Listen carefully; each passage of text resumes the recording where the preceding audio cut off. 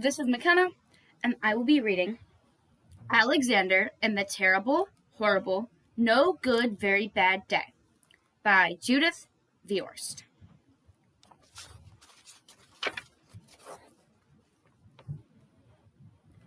I went to sleep with gum in my mouth, and now there's gum in my hair.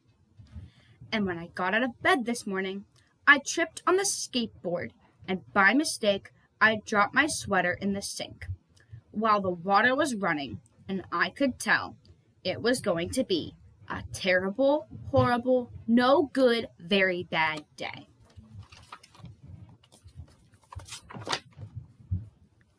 At breakfast, Anthony found a Corvette Stingray car kit in his breakfast cereal, and Nick found a Junior Undercover Agent code ring in his breakfast cereal box. But in my breakfast cereal box, all I found was breakfast cereal. I think I'll have to move to Australia.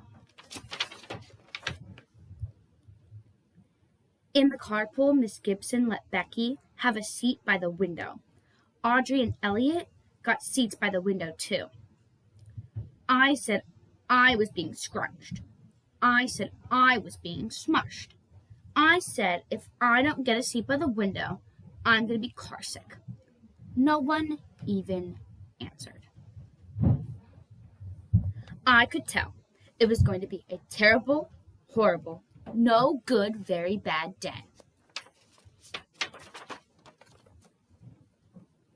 At school, Miss Dixon liked Paul's picture of the sailboat better than my picture of the invisible castle.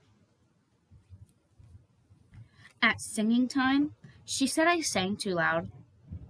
At counting time, she said I left out 16. Who needs 16? I could tell it was going to be a terrible, horrible, no good, very bad day. I could tell because Paul said I wasn't his best friend anymore. He said that Philip Parker was his best friend and that Albert Mayo was his next best friend and that I was only his third best friend. I hope you sit on a tack, I said to Paul.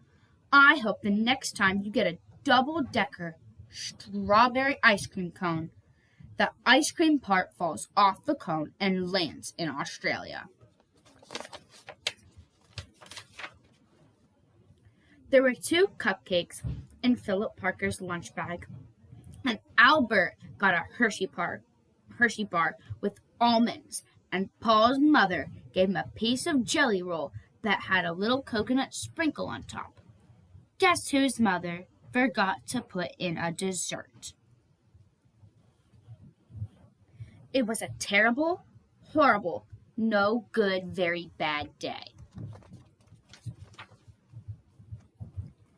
That was it.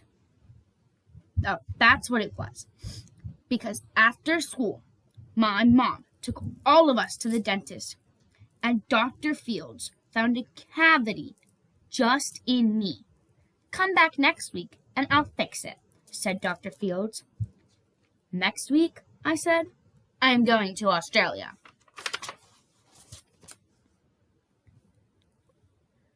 On my way downstairs to the elevator door, the elevator door closed on my foot, and while we were waiting for my mom to get out of the car, Anthony made me fall where it was muddy, and then when I started crying because of the mud, Nick said I was a crybaby. And, well, I was punching Nick for saying crybaby. My mom came back with the car and scolded me for being muddy and fighting. I'm having a terrible, horrible, no good, very bad day. I told everybody. No one even answered. So then we went to the shoe store to buy some sneakers. Anthony chose white ones with blue stripes. Nick chose red ones with white stripes. I chose blue ones with red stripes, but then the shoe man said, "We're all sold out." They made me buy plain old white ones, but they can't make me wear them. When we picked up my dad at his office, he said I couldn't play with the copying machine, but I forgot. He also said to watch out for the books on his desk, and I was careful as could be, except for my elbow. He also said don't fool around with his phone, but I think I called Australia. My dad said please don't pick him up anymore. It was a terrible, horrible, no good, very bad day.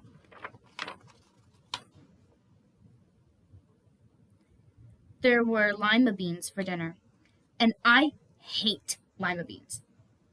There was kissing on TV, and I hate kissing. My bath was too hot. I got soap in my eyes. My marble went down the drain, and I had to wear my railroad train pajamas. I hate my railroad train pajamas. When I went to bed, Nick took back the pillow he said I could keep, and the Mickey Mouse nightlight burned out, and I bit my tongue. The cat wants to sleep with Anthony, not me. It has been a terrible, horrible, no good, very bad day. My mom says some days are like that. Even in Australia.